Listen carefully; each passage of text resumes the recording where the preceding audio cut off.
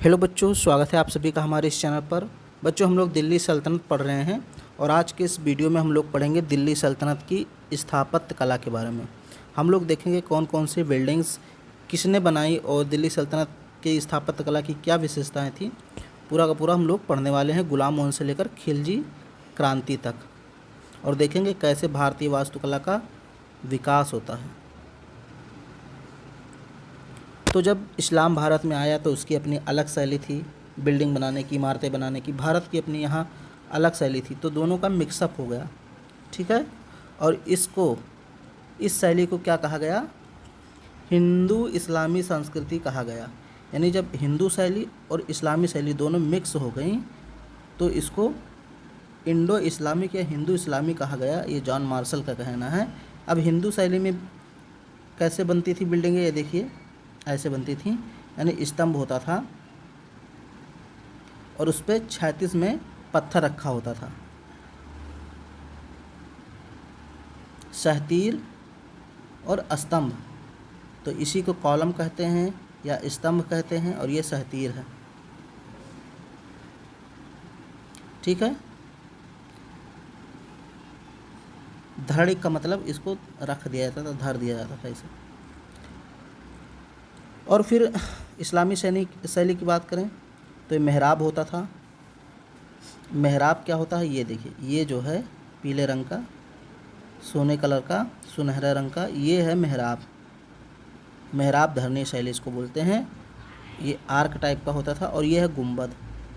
गुंबद जो है डोम, ये है गुंबद।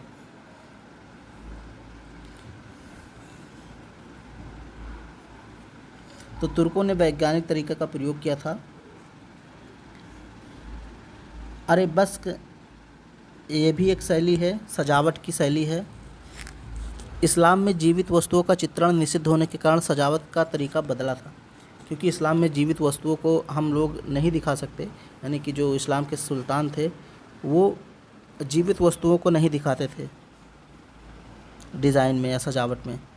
उनकी एक अलग शैली होती थी जिसको अरेबस्क शैली कहते थे। कोड़िए और गणितीय आकृतियाँ इसमें होती थी। आप देखिए, तो इसमें देखिए ये कोड के आधार पे सारी चीज़ें बनी हुई हैं। अरेबस्क विधि क्या होती थी? ज्यामिति व फूलों के डिजाइनों के साथ कुरान की आयतों का कलात्मक लेखन। अब इसमें क्या होता था? पहले ज्यामिति आकृति बनाई जाती थी, ये देखिए सारी ज्यामिति आकृतियाँ। फिर इसके अंदर क्या क्या आता था? कुरान की आयतें लिख दी जाती थी। कुरान की आयतें लिख दी जाती थी, तो ये अरेबस्क विधि है। हिंदू प्रभाव, तुर्कों ने घंटी, बेल, स्वास्तिक और कमल जैसे अलंकरण चिन्हों का प्रयोग किया बिल्डिंग्स में। आप अगर दीवार देखेंगे दिल्ली सल्तनत की तो उसमें बहुत जगह आप देखेंगे कि घंटी बनी है, बेल बना है, स्वास्तिक बना है, कमल बना है। तो ये सारी चीज़ें हिंदू धर्म से हैं। तो हिंदू धर्म से बनी हुई, तो कहने का मतलब यह है कि दोनों का मिश्रण है। अब जैसे कुव्वतुल इस्लाम मस्जिद देखिए, ये भारत की पहली तुर्क मस्जिद है। अब यहाँ स्तंभ देखिए, ये तो हिंदुओं जैसा लग रहा है, ठीक है। कुव्वतुल इस्लाम मस्जिद कुतुबुद्दीन ऐबक द्वारा 1197 ईस्वी में इसको बनाया गया था। और ये कहाँ बनाया गया था? दिल्ली में राय पिथौरा किला में। दिल्ली में एक किला है राय पिथौरा, वहीं पे बनाया गया था कुव्वतुल इस्लाम मस्जिद। और कहा जाता है ये पहले विष्णु मंदिर था। भाई ये सारी चीज़ें जो स्तंभ वगैरह हैं, ये तो मंदिरों जैसा लग रहा है। तो यानी कि मिक्स शैली का इस्तेमाल किया गया, मिश्रित शैली, इंडो इस्लामिक शैली इसको हम लोग बोलते हैं। यहाँ पहले 27 जैन मंदिरों का भी निर्माण हो रहा था, ऐसा माना जाता है। तो यह इंडो इस्लामिक कला का प्रथम उदाहरण है। बाद में इल्तुतमिश और अलाउद्दीन खिलजी ने इसका विस्तार किया और कुरान की आयतें अंकित करवाई।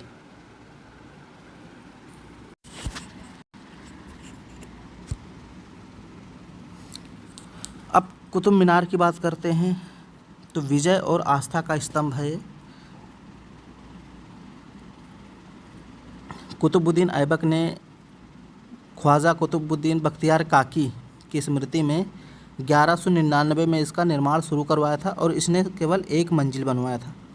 कुतुबुद्दीन ऐबक ने केवल एक मंजिल बनवाया था, इतना ही बनवाया था। 1199 में शुरू किया। फिर इल्तुतमिश इसको 1232 में पूरा करवाता है और इसमें 3 मंजिलें और जोड़ देता है। यानी 1 2 3 टोटल हो गई 4 मंजिल। तो ये 4 मंजिल जोड़ देता है। फिर फिरोज शाह तुगलक भी इसमें शायद 1 मंजिल जोड़ता है और ये टोटल 5 मंजिल हो जाते हैं। इसका वास्तुकार जो था वो था फजल इब्न अबुल माली, यानी इसी ने इसको बनाया था। उद्देश्य क्या था? विजय स्तंभ और अजान देने के लिए। तो इसमें ऊपर चढ़ के अजान दी जाती थी। अब देखिए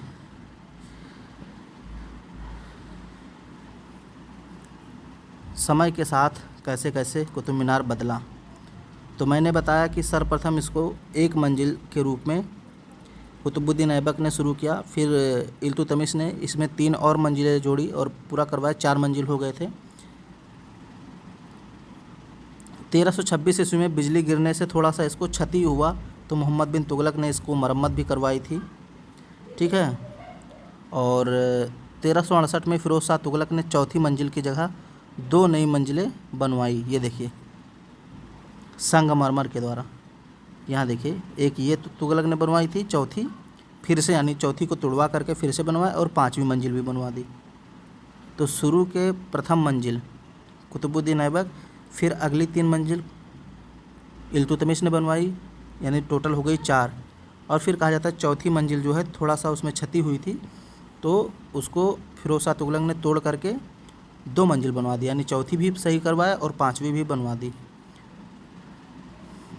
सिकंदर लोदी ने भी कहा जाता है 505 ईस्वी में थोड़ा सा इसमें मरम्मत करवाया था। मोहम्मद बिन तुगलक भी मरम्मत करवाता है। ऊंचाई लगभग 225 फीट है, हालांकि ये अब 240 फीट हो गई है, शुरुआत में 225 फीट थी। और फजल इब्न अबुल माली इसका वास्तुकार था, ये मैंने आपको बता ही दिया। तो ये था कुतुब मीनार। अब हम बात करते हैं 2.5 दिन के झोपड़े की। कई लोग कहते हैं ये 2.5 दिन में बन गया था, यानी 2.5 दिन में बन गया था, इसलिए इसको 2.5 दिन का झोपड़ा कहते हैं। कई इतिहासकारों का कहना है कि यहाँ पे 2.5 दिन का एक मेला लगता था, इसलिए इसको 2.5 दिन का झोपड़ा कहते हैं।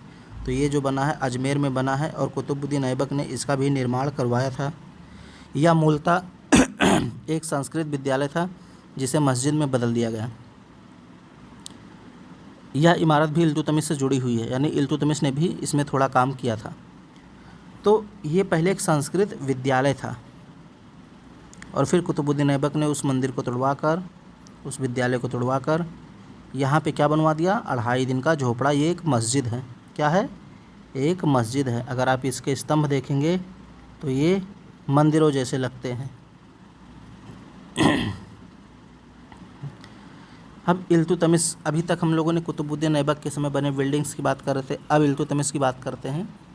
तो मकबरा शैली का जन्मदाता इसको कहा जाता है। मकबरा बनाने की प्रथा इल्तुतमिश ने ही भारत में शुरू की थी और सबसे पहला मकबरा इसने बनवाया सुल्तानगढ़ी का मकबरा। ये सल्तनत काल का प्रथम मकबरा है। इल्तुतमिश का एक पुत्र था नसरुद्दीन महमूद, उसकी याद में ये मकबरा बनवाया गया था। सोयम का मकबरा भी इल्तुतमिश बनवाता है लाल बलुआ पत्थर से। हौज शमसी का निर्माण बदायूं में करवाता है और दिल्ली में। अतारकिन का दरवाज़ा भी नागौर में बनवाता है। मदरसा नासरी भी दिल्ली में बनवाता है।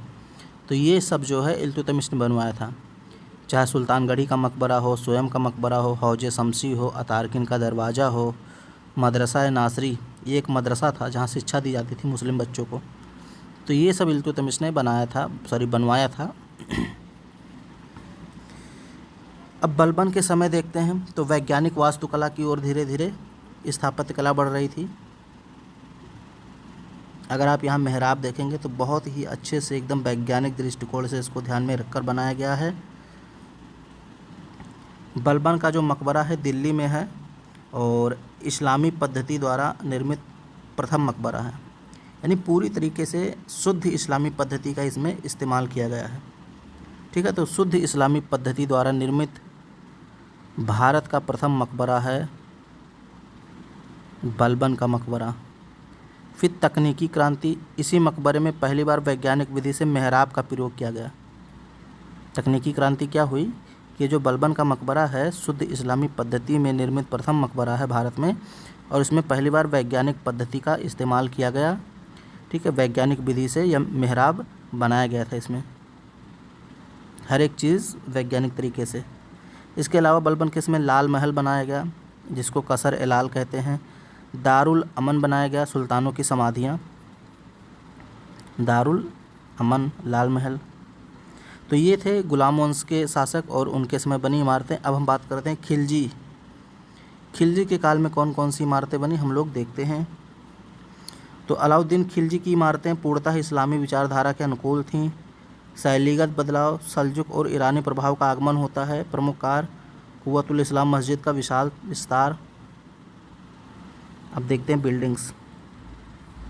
तो ये बनवाया था अलाई दरवाज़ा, इस्लामी स्थापत्य का हीरा कहते हैं इसको, बहुत ही खूबसूरत है। ये देखिए अलाई दरवाज़ा है।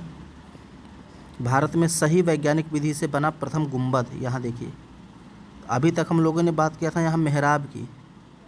वैज्ञानिक विधि से जो मेहराब बना है वो बलबन के मकबरे में बना है, तो ये मेहराब है, दरवाजे में लगा होता है। और यहाँ हम बात कर रहे हैं गुंबद की, जो वैज्ञानिक विधि से बना है। तो ये सर्वप्रथम जो बना है अलाई दरवाजे में बनाया गया है, जो कि अलाउद्दीन खिलजी ने बनवाया था। और घोड़े के खुर जैसे मेहराब, यहाँ अगर आप इसका मेहराब देखेंगे तो घोड़े के खुर जैसे, जो घोड़े का पैर होता था उसके जैसा मेहराब बना है, चतुष्केंद्रीय है।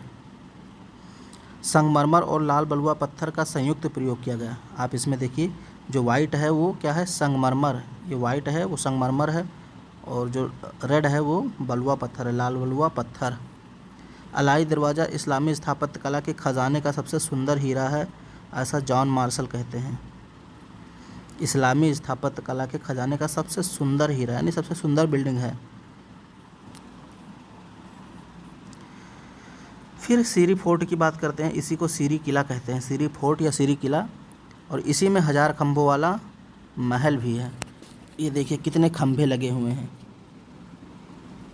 हौज अलाई है, ये देखिए एक नहाने वाला है, हौज अलाई इसको बोलते हैं। 1000 सितुन, यानी 1000 सितुन का मतलब 1000 खंभे वाले महल। ये देखिए इसमें कई खंभे हैं, तो उसी को 1000 सितुन बोला गया है। इस सीरी के किले का उद्देश्य क्या था, मंगोल आक्रमण से सुरक्षा। 1000 खंभों वाला महल जो है वो 1000 सितुन कहलाता है। शहर ए नौ, यानी बर्नी ने सीरी को नई दिल्ली कहा है। ये जो सीरी का किला था इसको नई दिल्ली कहा है बर्नी ने। हौज अलाई एक विशाल शाही तालाब था, जिसको हौज खास भी कहते हैं।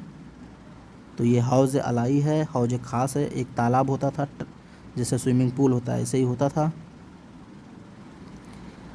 फिर है जमात खाना मस्जिद।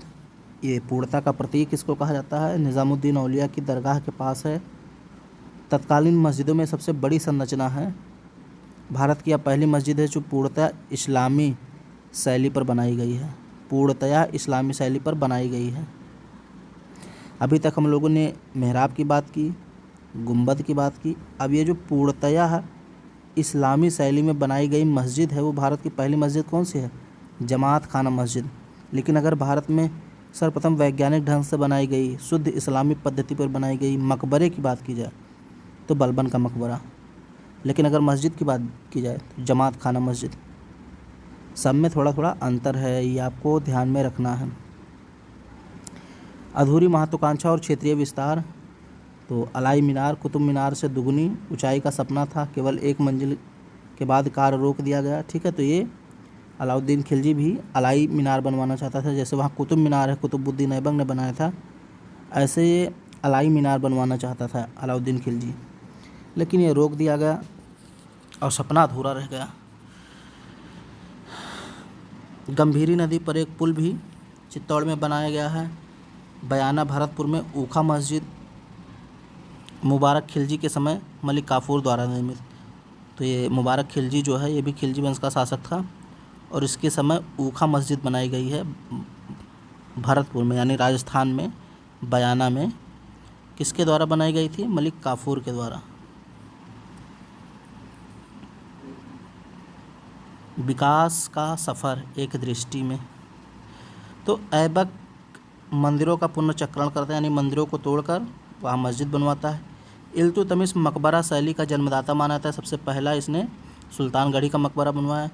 इल्तुतमिश जो है ये वैज्ञानिक तरीके से मेहराब बनवाता है, और सर्वप्रथम सबसे बढ़िया मकबरा शुद्ध इस्लामी पद्धति पर आधारित मकबरा बलबन के द्वारा था। फिर खिलजी वंश में वैज्ञानिक तरीके से गुंबद बनाए जाने लगते हैं। भारतीय कारीगरों और इस्लामी इंजीनियरों के मिलन ने भारत के पत्थरों को एक नई जुबान दी।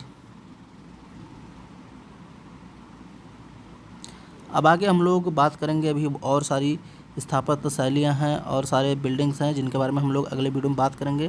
जैसे तुगलक वंश हो गया, उसमें भी बहुत सारी बिल्डिंग्स बनाई गई। सैयद वंश, लोदी वंश है, तो उसके बारे में अगले वीडियो में हम लोग बात करेंगे। वीडियो पसंद आए तो उसको लाइक से सब्सक्राइब जरूर करें।